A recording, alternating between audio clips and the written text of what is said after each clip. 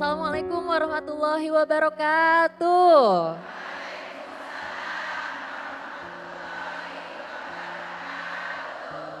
Bunda. Alhamdulillah senang sekali saya Zizi Syahab hadir menemani Anda dalam kajian hati. Seperti biasa di sini sudah ada Ustadz Hilman. Assalamualaikum Ustadz. Waalaikumsalam warahmatullahi wabarakatuh. Dan hari ini seperti biasa kita akan mendengarkan kajian dari Ustadz. Dan bunda-bunda di sini juga bisa bertanya langsung, ada muhasabah dan juga doa bersama. Hari ini temanya adalah cahaya iman petunjuk hati membawa kembali ke jalan ilahi. Masya Allah. Langsung saja kita kasih kesempatannya kepada Ustadz Hilman Fauzi untuk memberikan kajian untuk kita semua. Silakan Ustadz. Bismillahirrahmanirrahim. Assalamualaikum warahmatullahi wabarakatuh.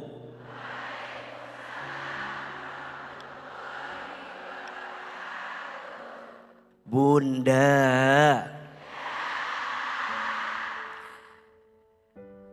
iman itu adalah fondasi yang harus kita kuatkan dalam hati.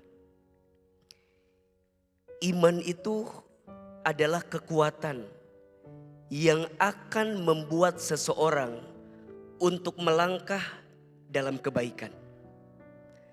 Karena iman dia beramal soleh.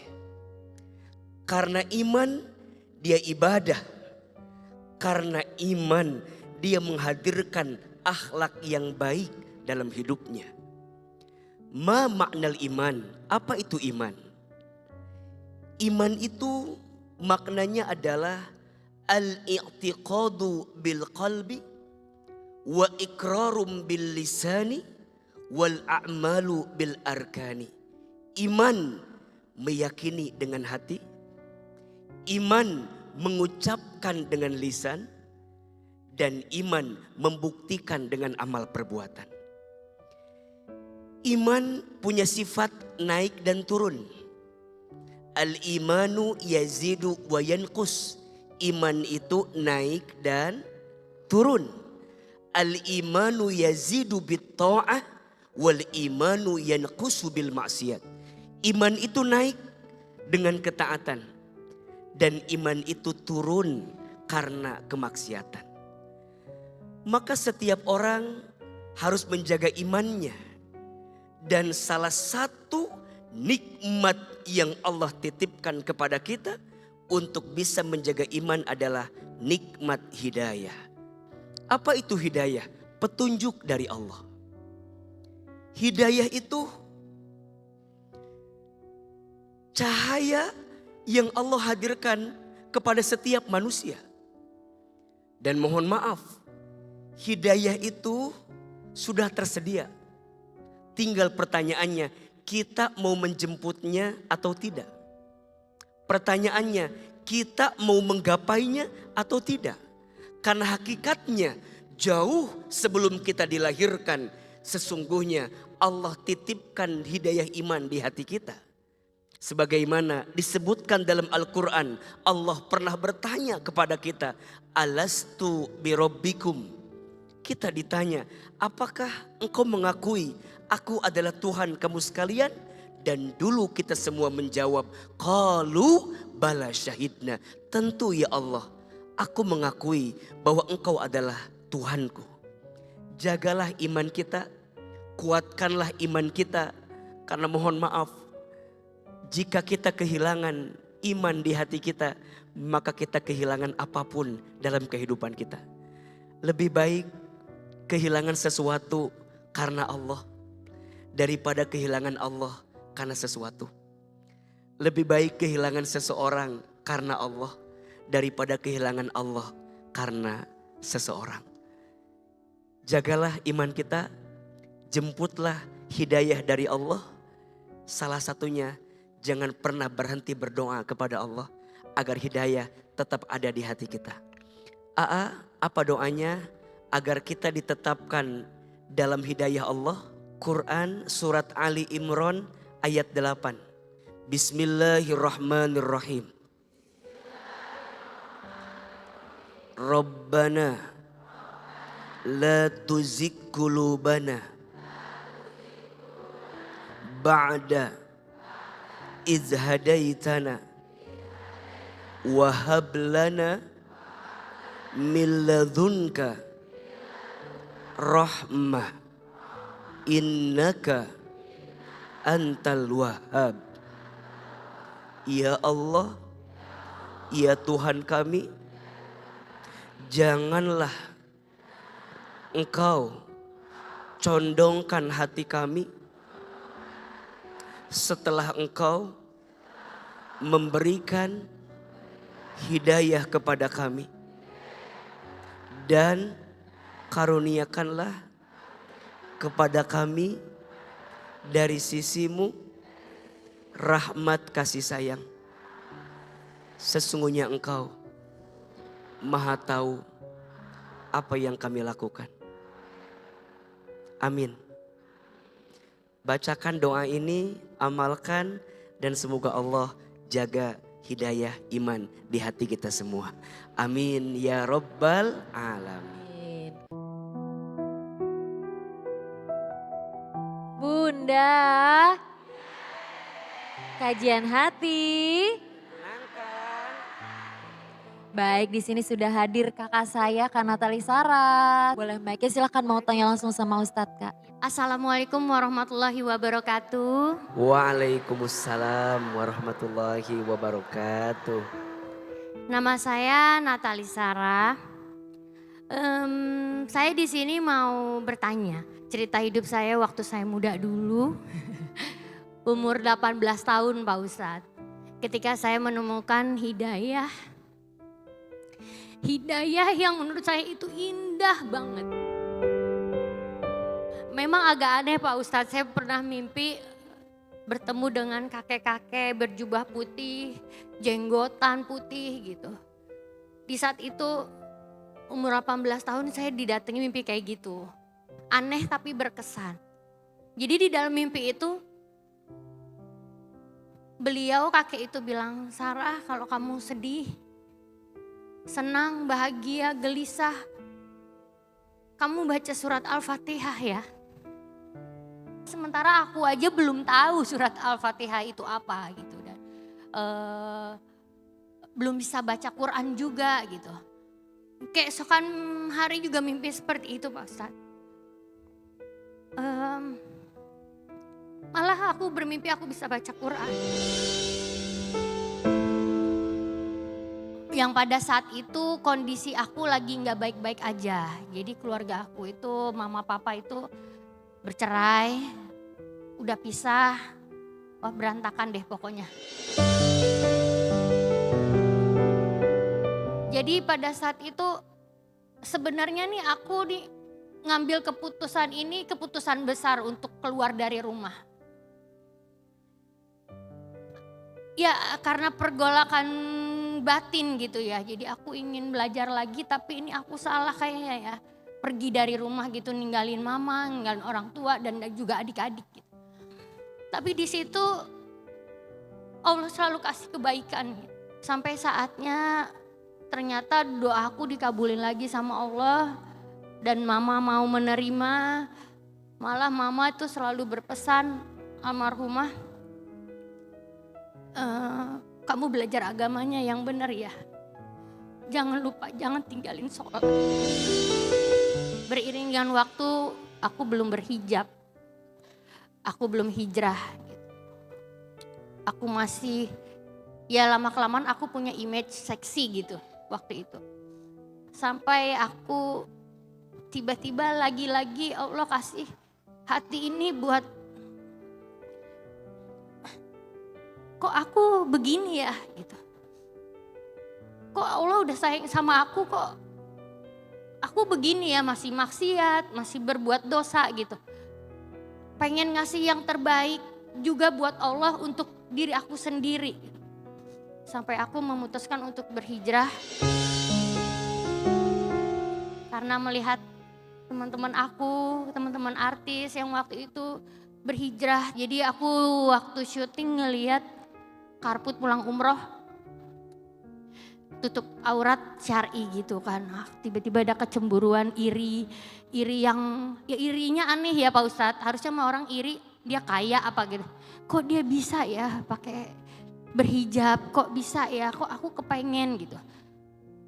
Dan alhamdulillah Allah kasih kemantapan aku untuk berhijrah walaupun ya sekarang belum benar-benar banget sih Pak Ustadz. Cuma memang waktu itu lagi di lokasi syutingnya nggak bisa, belum bisa karakternya untuk pakai hijab gitu. Ya gitu dia Pak Ustadz, saya risih, saya tetap terus berdoa, tetap terus ikhtiar, tetap terus ngotot. Saya pengen berhijab gitu. Karena pada nggak yakin Pak Ustadz saya berhijab. Teman-teman, saudara dan juga kru ada keraguan gitu karena waktu itu juga saya sempat dibilang sama temen, ntar lu kalau berhijab tahu-tahu kerjaan lu nggak ada lagi kata dia gitu. Ntar nggak syuting-syuting lagi gitu. Udah begitu aja, nggak usah pakai tutup-tutup kerudung gitu kan, sempat begitu. Jadi tapi lagi-lagi Allah ngasih penglihatan lagi, ngasih ujian yang dimana aku di saat itu nggak berhijab, nggak ada kerjaan juga. Jadi kan aku bilang berarti nggak menjamin ya, berarti rezeki itu bukan dari manusia ya, tapi Allah yang ngatur rezeki. Nah dari situ saya memantapkan diri untuk berhijrah, memakai jilbab Pak Ustadz. Yang saya mau tanyakan, saya mendengar kalau kita itu harus berbakti kepada orang tua. Terlebih lagi orang tua sebelum meninggal. Nah kondisi saya baru sadar kan, saya baru sadar untuk berbakti pada orang tua. Orang tua saya udah gak ada gitu untuk mama gitu. Jadi gimana ya Pak Ustadz? Dan saya juga pernah dengar kalau seandainya doa saya yang selalu saya panjatkan itu gak nyampe sama orang tua saya.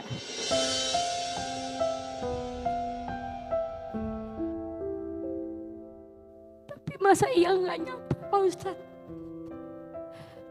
Terus Pak Ustadz bagaimana cara mengelola penyesalan ini, penyesalan hati ini untuk tetap terus berbakti kepada orang tua walaupun orang tua saya udah gak ada.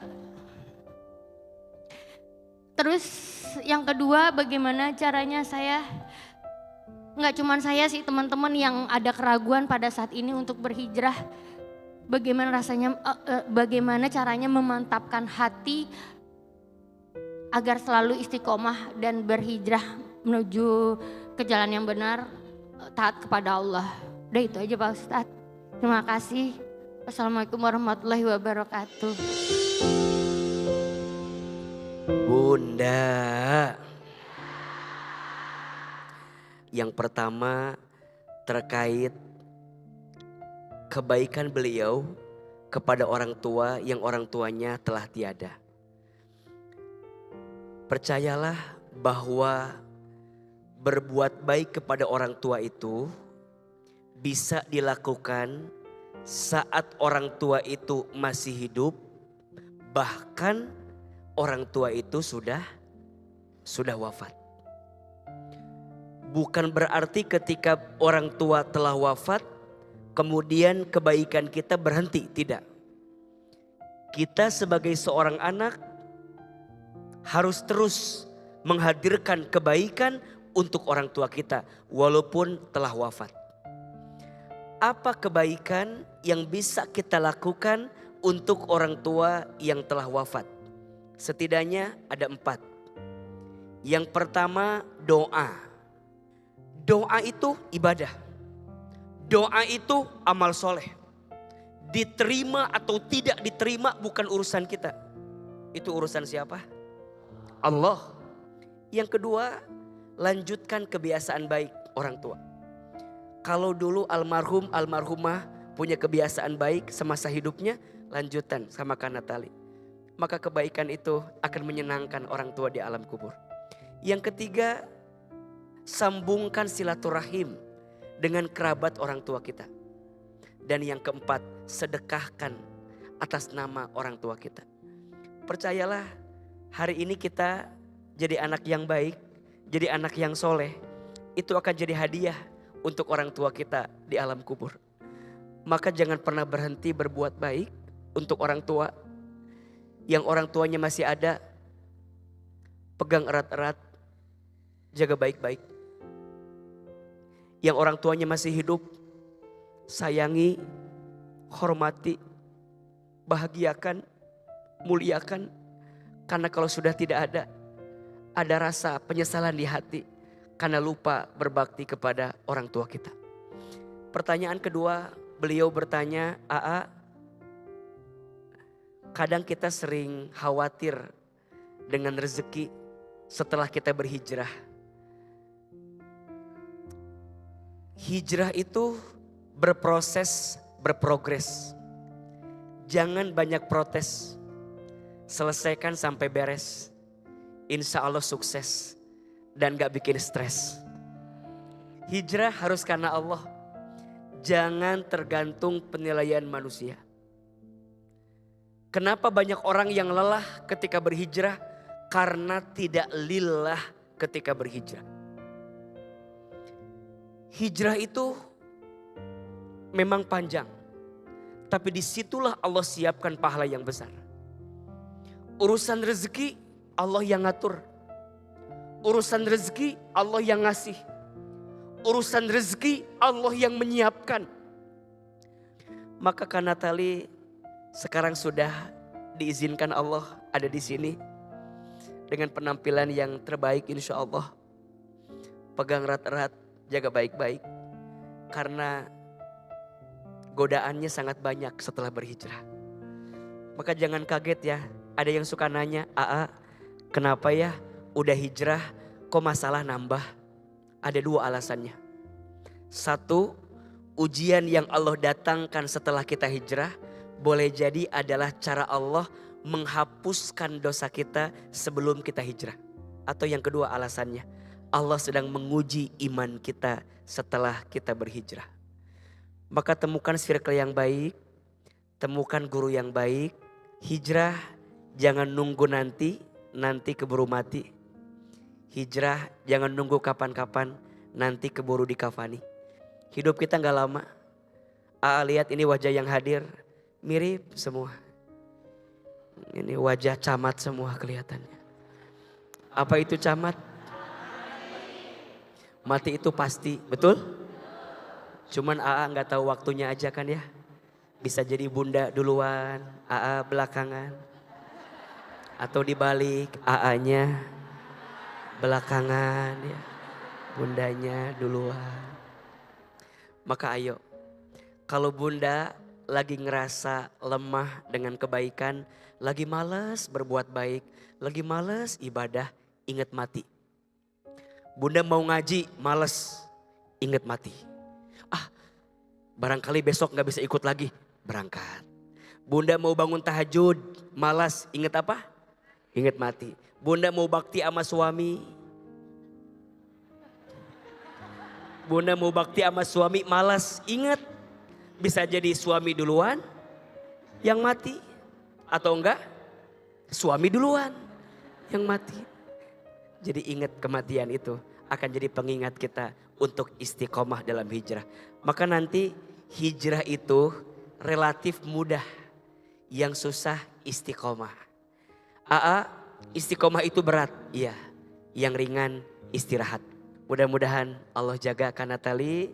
Salam buat keluarga dan semoga Allah iringi terus dengan kebaikan. Amin ya Rabbal Alamin. Tiap mau hijrah ada karakter lagi, jangan hijab dulu soalnya ada yang antagonis, stripping gitu. Sebenarnya itu sih yang bikin aku ragu gitu. Ini sekarang udah berapa tahun ya aku nggak syuting sinetron. Dunia entertain itu nggak abadi gitu. Jadinya aku berpikir ada pekerjaan lain yang aku suka, yang aku hobi, nah mungkin bisa dijadiin cuan. Nah makanya sekarang aku lebih dominan ke interior dekor, art, bikin kaligrafi.